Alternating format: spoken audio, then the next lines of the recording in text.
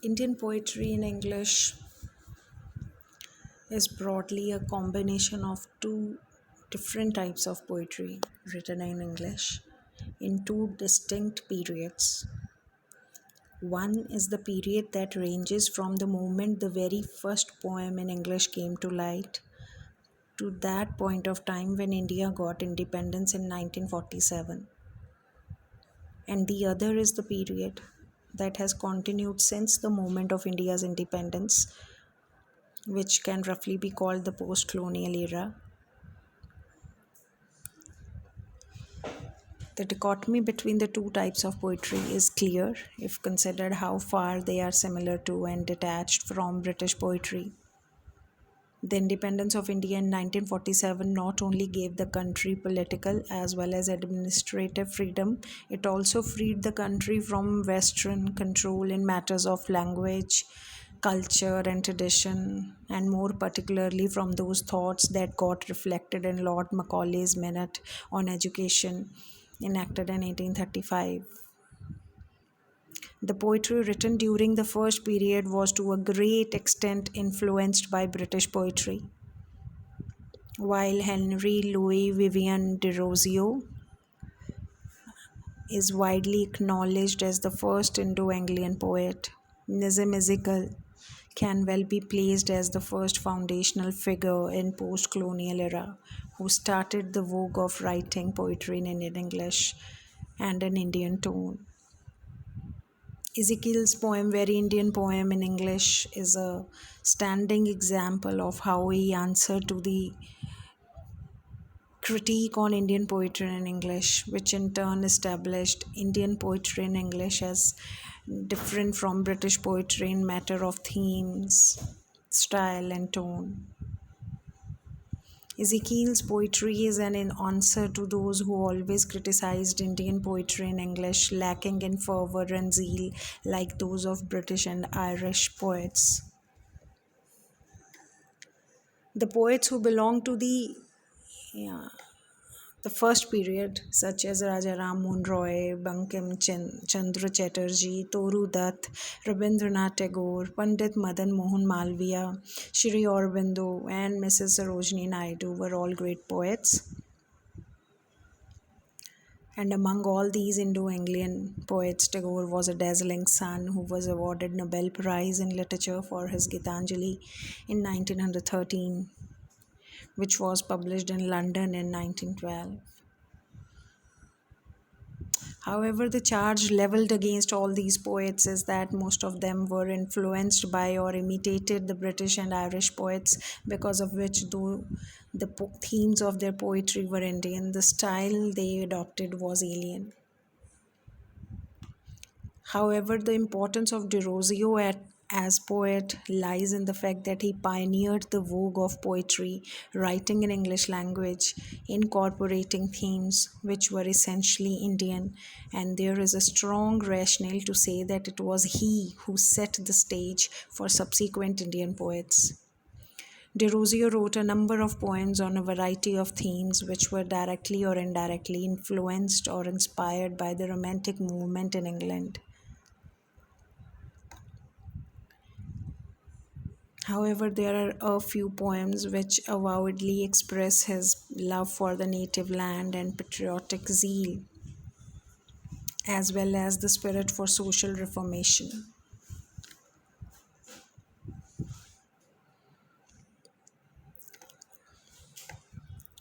Derozio was born in Calcutta of a father who was Portuguese and a mother who was English. He spent the short span of his life in this city of India.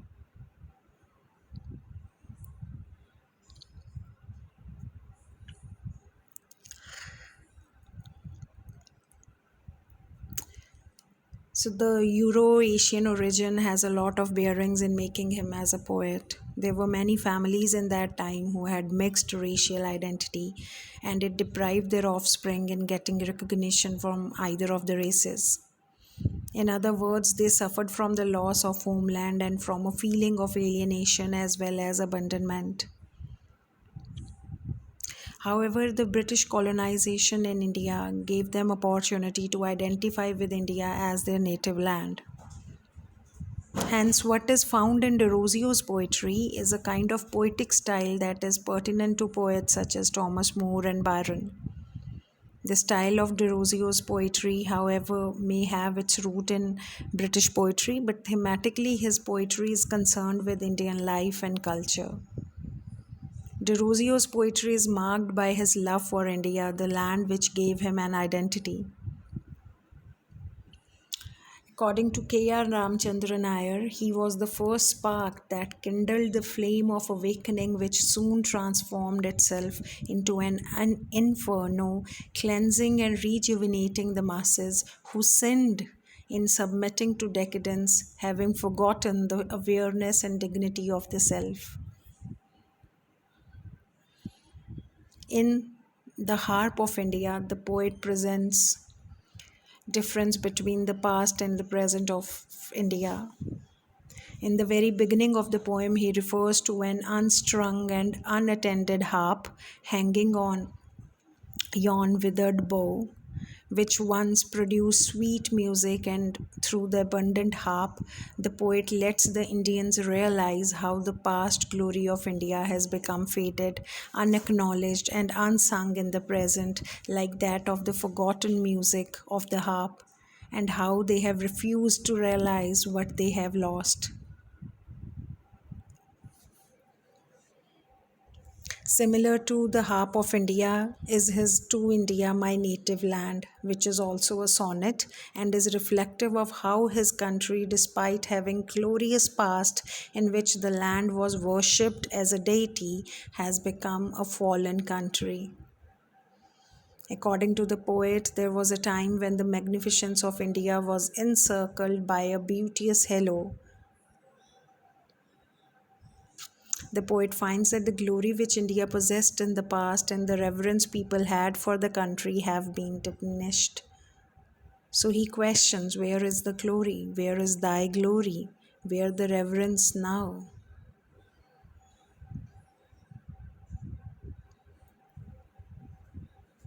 Both the two poems, The Harp of India and To India, My Native Land, are expressive of the poet's patriotic spirit, in the sense that since India is his native land, he must be devoted to and work for the prosperity and upliftment of the land. This is where Derozio has proved himself to be patriotic.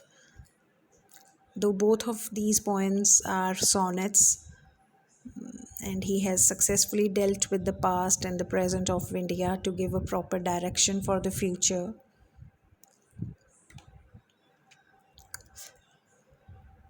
Derozio belonged to the first half of the 19th century India, the period in which the British had already consolidated their footholds.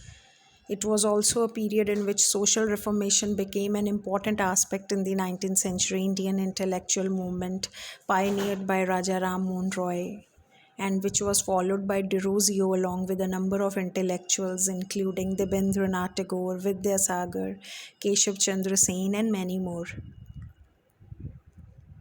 While his stay in Hindu College, Calcutta, Derozio, who was appointed as a teacher of English literature and history, he became vocal about orthodox social and religious systems in Hinduism.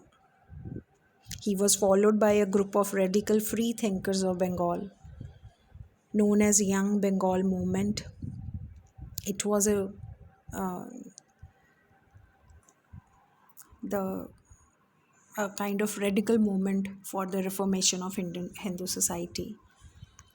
He wanted to bring in some changes in the society by being vocal about the odds in the society, be it religious or societal. His seminal work, The Fakir of Jangira, is a standing example of his desire to see a rational India where women are not subdued or subjugated in the name of customs and traditions. The poem is a protest against Sati Pratha. This was the custom which compelled a woman to sacrifice her life in the funeral pyre of his deceased husband. Another poem, Freedom to the Slave, expresses the imaginary feelings of a just freed slave, giving a clue to Pip into slavery as one of the darkest chapters in human history. In this poem, he cherished freedom and had a fervor for liberty and equality. His reference of the line, "As the slave departs, the man returns," from Thomas Campbell's poem The Pleasure of Hope, metaphorically sets the context of Derozio's poem, signifying how slavery opposes freedom and how slaves are denied of human considerations.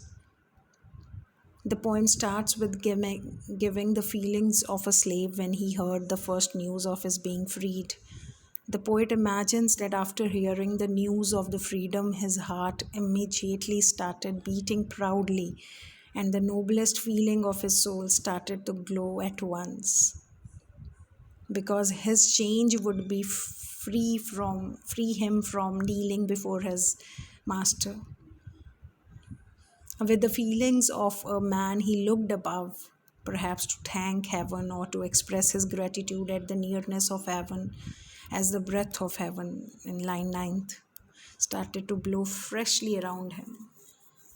His smile after looking at the wild birds is suggestive of how freedom makes one as happy as the wild birds, which can fly anywhere or do anything at will. When he looks at the running stream and thinks of winds, birds, and floods, the very feeling of his freedom makes him cry in exultation, in excitement with the words, "I am free as they." Line 16. The poet feels that slavery is the creation of the tyrants and is all praise for the generous, kind people who have broken the chain of slavery to allow the degraded man to feel what freedom is.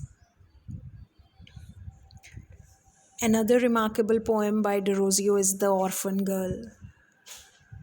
It's a poem about a young girl who happens to lose her parents. While drawing sympathy for the orphan girl, the poet makes the readers think of the society, which often gives a deaf ear to the problems faced by the distressed. The concern of the poet is that the girl is too immature to understand the harshness and cruelty that prevail in the world. The poet is in all sympathy for the girl, not only for her being an orphan, but also for her lack of friends and relatives who can afford to give her food and shelter. In such a condition, she will have to be the subject of harsh treatment for the society. The poet's main concern is with social security, which is very much needed for securing the lives of the orphans and the destitute. Criticizing the society, he says that while it deprives her from giving any respite from the pitiable condition in which the orphan girl has been subjected to, it will scorn her in the slightest deviation from the path of virtue. Through this poem, the poet intends to show in what way people should think of those people who are helpless, poor, and socially insecure. So he praises people who shelters an orphan from sorrow and shame. Line 26. This poem of Derozio can also be considered as the reflection of the other side of the Indian society in the first half of the 19th century. His message is clear enough to understand that he seeks reformation in the society so that it learns how to sympathize with the poor and the helpless. Though Indian poetry in English is the post-colonial era has established itself as a separate entity different from the British counterpart and has increasingly achieved a prestigious place in world poetry.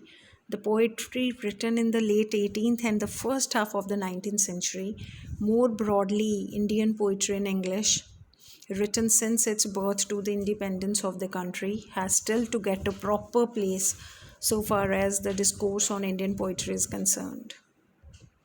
Still, there is a shortage of proper attention to the poets like Derozio, who particularly and who set the stage for subsequent poets in Indian poetry in English.